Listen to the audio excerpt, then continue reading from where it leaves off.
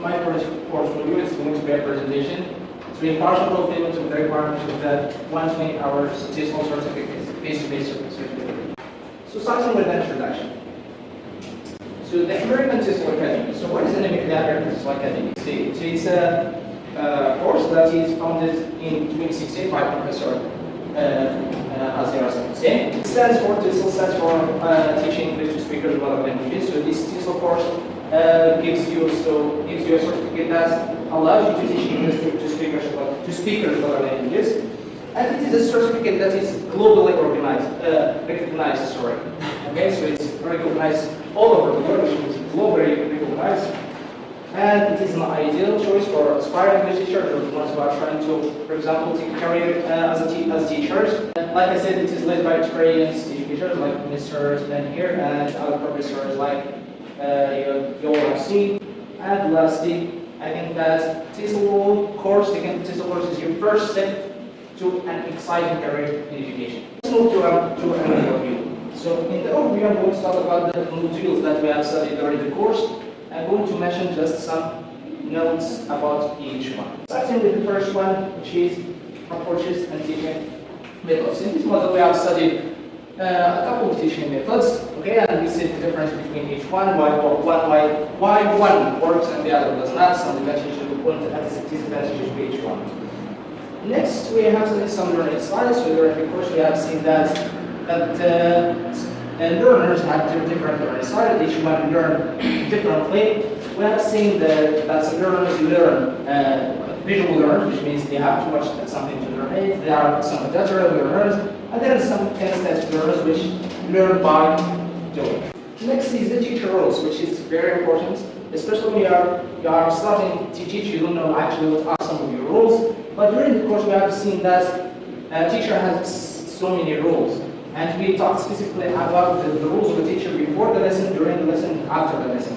To mention some, for example, before the lesson, the teacher is a planner, he plans the lesson, and while the lesson, the teacher is monitoring, informer, etc. And after the lesson, he is like a reflector, reflecting what he did and what needs to change. We also talked about teaching the 4 skills: listening, reading, writing, and speaking.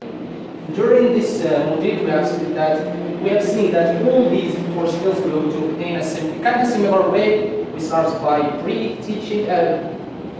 Yes, we start with the pre, while, and post. For example, pre-listening, while listening, post-read listening. The same thing goes for the other skills. Mr. Othmane, yes. You integrate the 4 skills in one lesson? Oh yeah, definitely. For example, in a reading lesson, I start by playing the audio, the text audio, so that's listening. Then for reading, the students read the text, so that's reading. And for speaking, the students give me their ideas about the text. And for writing, a link to the production part where students gave their thoughts, or maybe write a paragraph about what the text is. So next is teaching vocabulary and grammar, like you said. So teaching vocabulary and grammar does not go the same way as teaching 4 skills. Grammar and vocabulary we teach tactically, which means we start with giving some examples first to the learners, which we introduce by them. The concept or idea that we are teaching during the grammar lesson or that vocabulary lesson. Top 3 ways to teach grammar. What do you use? So for example, when I teach a grammar lesson, I start first by giving a text, for example. So that's the first one. Then when I ask, for example, if it was a text, I ask students to break that text and give me their ideas. I normally highlight that, for example, if I'm teaching the present simple, I highlight the verbs in the present simple. So I'm asking, what did they see? And to see it's like triggering their schemas to see if they already know about something about that grammar lesson or not. Also talks about designing a lesson plan. I think this would have been said by Mr. Allal so many times when he was here. If you fail to plan, you are planning to fail. And I've noticed this quite a lot in my early days of teaching. For example, I just go to the classroom without planning anything. And I've noticed when you plan a lesson, you are more likely to achieve the objectives you have to set. So I think when we studied lesson plan was a very interesting course. What are the goals of the lesson plan?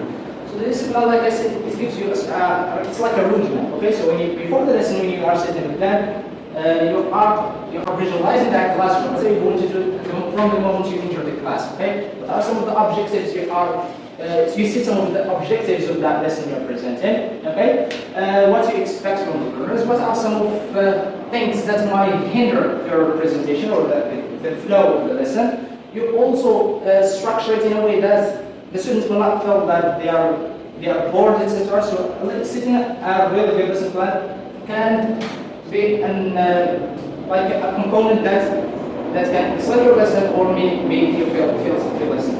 Also, we have seen textbook adaptation, where we have seen that each textbook is different from the other, and the teacher also has that he needs to figure out how to deal with each textbook or course. The big one is classroom management. So, for example, as beginner teachers, when you start teaching, you find some troubleshooting when you enter the class. So figuring out what are some of the classroom management, what you should do with your classroom presentation, etc. is very important, right? So when we started to use classroom management, I started applying some of myself in my classes. I think that this is the last one, it's ICT and Communication Classroom. I love this one a lot because I implemented it in, especially in language centers. For example, the most one I use is Kahoot game. It's included in ICT and gamification where, for example, you give a review. Now I'm going to talk about my prepared teaching. I choose three lessons that I presented during the course, and then we went to talk about them. So the first one is language functions lesson. So this lesson was, if I still remember, is presented by Mr. Rahul. It was a very good and interesting lesson where I took a part of it and I taught me and some of my colleagues, if I remember, it's Maria and me and Sumia, we presented a lesson about making suggestions. Okay, so I started the lesson like you see here. I started explaining that the students are going to listen to an audio where the expressions that are used for making suggestions are used in that audio. Then I started explaining those expressions or functional language that we use to make suggestions, and then we moved to practice where each student gave his own opinion. Another one would be the vocabulary lesson. This one also is interesting one because, like, I love engaging students in my lessons. So in this lesson, for example, I engage my lesson where I teach some vocabulary like market. If I still remember, market, we have leaders, etc. I called up some students to here where I presented that vocabulary. You speak about how to engage. Now, how to motivate your students. Okay, so for motivating the students, I'm a big believer in positive reinforcement. It's very good, it's very simple task to do. For example, when someone of your students is doing something very positive, you have to positively reinforce that action. For example, just saying excellent or good job, that's acts as motivation for that student to keep doing what he does best. Okay? What's word about TESOL course? Okay, so thank you for your attention.